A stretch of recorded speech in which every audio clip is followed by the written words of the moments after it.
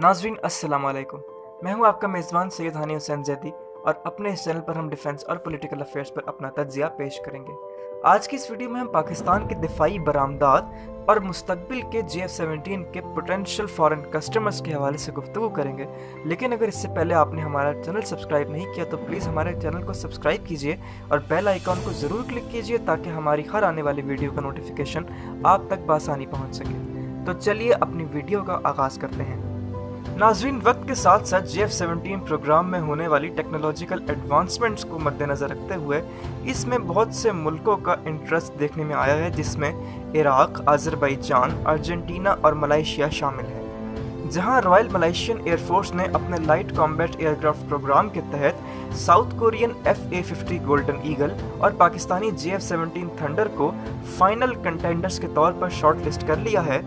वहीं Argentine air force के आला हुक्काम ने इस बात की तस्दीक कर दी है कि उन्होंने JF-17 थंडर और रशियन मिकोयन MiG-35 को अपने फाइनल कंटेंडर्स के तौर पर सिलेक्ट कर लिया है।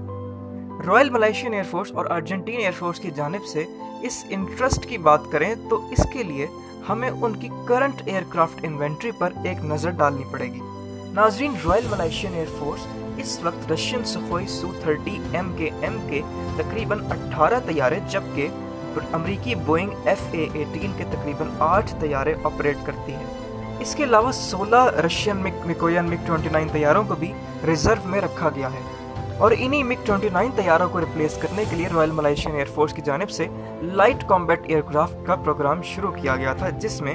Indian HAL Tejas, Pakistani JF-17 thunder, South Korean FA-50 golden eagle, Italian M346 और रशियन याकोलेव Yak-130 को शामिल किया गया था। नाज़रीन, आज से चंद रोज़ कबल कोरिया टाइम्स ने एक खबर शाया की, एक आर्टिकल शाया किया, जिसमें इस बात की न्यूज़ दी गई कि रॉयल मलेशियन एयरफोर्स ने south Korean FA-50 golden eagle और पाकिस्तानी JF-17 थंडर को फाइनल कंटेंडर्स के तौर पर सिलेक्ट कर लिया है। मजीद ये कि Royal Malaysian Air Force JF-17 Thunder की BVR air to air missile capability और स्टैंड ऑफ मिसाइल कैपेबिलिटी की वजह से इसमें ज़्यादा इंटरेस्टेड है। जी हाँ नाज़रीन, क्योंकि south Korean FA-50 golden eagle फ़िलहाल BVR कैपेबिलिटी से महरूम है। इसके बरक्स Pakistani JF-17 thunder Chinese SD-10A, SD-10B और long range PL-15 missile fire करने की कैपेबिलिटी रखता है और इसे बहुत जल्द JF-17 ब्लॉक 3 के साथ इंटीग्रेट भी कर दिया जाएगा। सिर्फ यही नहीं दोस्तों, बल्कि JF-17 thunder South Korean FA-50 golden eagle के मुकाबले में एक बेहतर एंटी शिप कैपेबिलिटी भी रखता है, यानी मैरीटाइम स्ट्राइक कैपेबिलिटी भी रखता है और इसमें Chinese C-802 subsonic anti ship cruise missile और CM-400 AKG supersonic anti ship cruise missile को भी इंटीग्रेट किया जा चुका है। और मलेशिया जो कि खुद भी एक बहुत बड़ी समुद्री हदूद रखता है, लिहाजा उन्हें एक बेहतर मैरीटाइम स्ट्राइक कैपेबिलिटी की अशद ज़रूरत है और ये कैपेबिलिटी यकीनन JF-17 थंडर ही इन्हें लाइट कॉम्बैट एयरक्राफ्ट की कैटेगरी में प्रोवाइड कर सकता है। दोस्तों, LCA प्रोग्राम के तहत मलेशिया सिलेक्टेड एयरक्राफ्ट के पहले 18 यूनिट्स ऑर्डर करेगा और 18 को ऑप्शनल रखेगा, यानी उसका फॉलो ऑन ऑर्डर बाद में दिया जा सकेगा।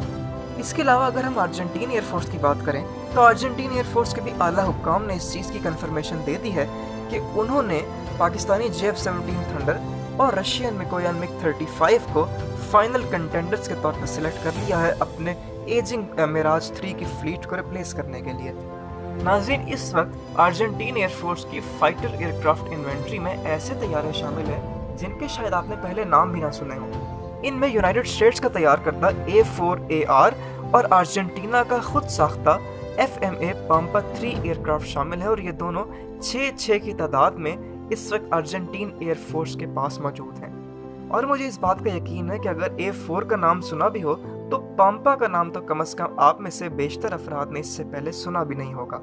इससे कबल 41 की तादाद में दासू मिराज 3 भी अर्जेंटीन एयरफोर्स की फाइटर इन्वेंट्री में शामिल थे, जिन्हें पिछले 2 से 3 साल कबल रिटायर कर दिया गया है।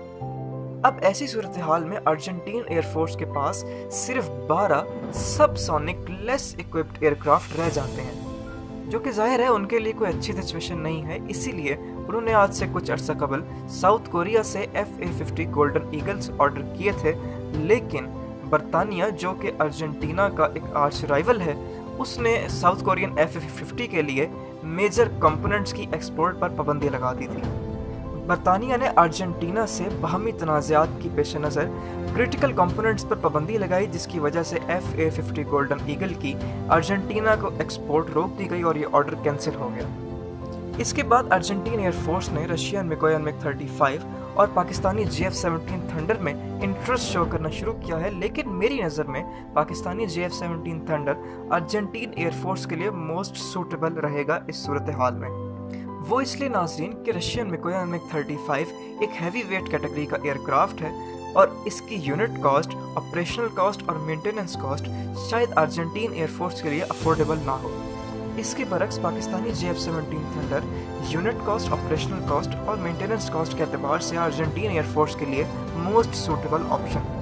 صرف کاسٹ افیکٹونیس ہی نہیں بلکہ اس کی کمبیٹ کیپیبلٹیز بھی رشین میکوین MiG-35 کے مقابلے میں ارجنٹین ایئر فورس کے لیے کافی سوٹیبل رہیں۔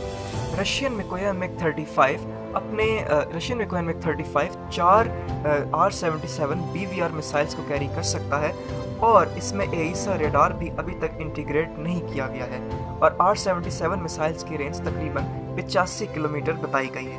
اس کے برعکس Pakistani JF-17 thunder AESA radar یعنی active electronically scanned array radar کے ساتھ ڈوئل ریک لانچرز کے ساتھ اپنے 4 ہارڈ پوائنٹس پر 4 ST-10B BVR میسائلز اور 2 PL-15 very long range air to air missiles کو کیری کرنے کی صلاحیت رکھتا ہے، جبکہ اس میں Chinese 5th generation imaging infrared guided PL-10E missile کو بھی انٹیگریٹ کیا جا چکا ہے۔